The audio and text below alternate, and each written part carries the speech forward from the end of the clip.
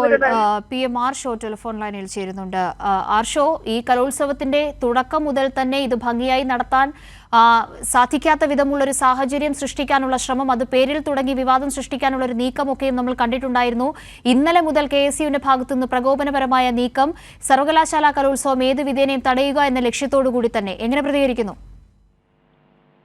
വളരെ ആസൂത്രിതമായിട്ടുള്ള ഇടപെടലാണ് കഴിഞ്ഞ കുറച്ചധികം മണിക്കൂറുകളായിട്ട് KSUവിന്റെ ഭാഗത്ത് ഉണ്ടായിക്കൊണ്ടിരിക്കുന്നത്.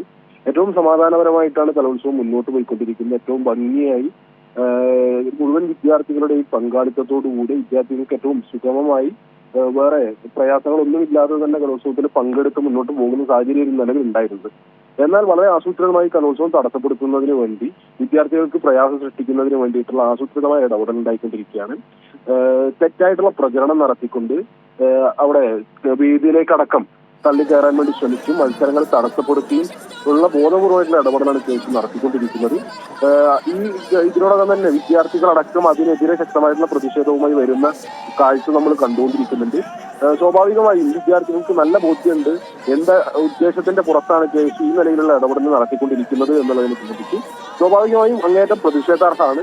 ഏറ്റവും മനോഹരമായി പോകേണ്ടുന്ന, ഏറ്റവും സുഗമമായി കലോത്സവത്തിൽ പങ്കെടുക്കുക എന്നുള്ളത് ആ സർവകലാശാലയ്ക്ക് കീഴിലെ വിദ്യാർത്ഥികളുടെ അവകാശമാണ്. അവർ മാസങ്ങൾ നീണ്ട പരിശീലനത്തിനൊടുവിൽ കലോത്സവത്തിൽ പങ്കെടുക്കാൻ വേണ്ടി എത്തുമ്പോൾ അവർക്ക് അതിനുള്ള അവസരം നിഷേധിക്കുന്നത്, അല്ലെങ്കിൽ കലോത്സവം വൈകിപ്പിച്ചുകൊണ്ട് അവർക്ക് പ്രയാസം ഉണ്ടാക്കുന്ന നിലയിലേക്കൊക്കെയുള്ള ഇടപെടലുകൾ അങ്ങേയറ്റം പ്രതിഷേധാർഹമാണ്.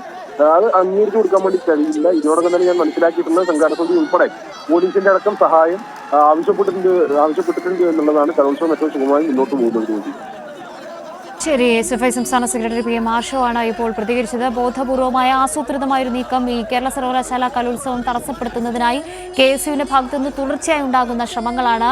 ഇപ്പോൾ SFIക്കെതിരെ ഉന്നയിച്ചിരിക്കുന്ന ആരോപണങ്ങളെല്ലാം SFI നിഷേധിച്ചിരിക്കുന്ന ഒരു സാഹചര്യമുണ്ട്.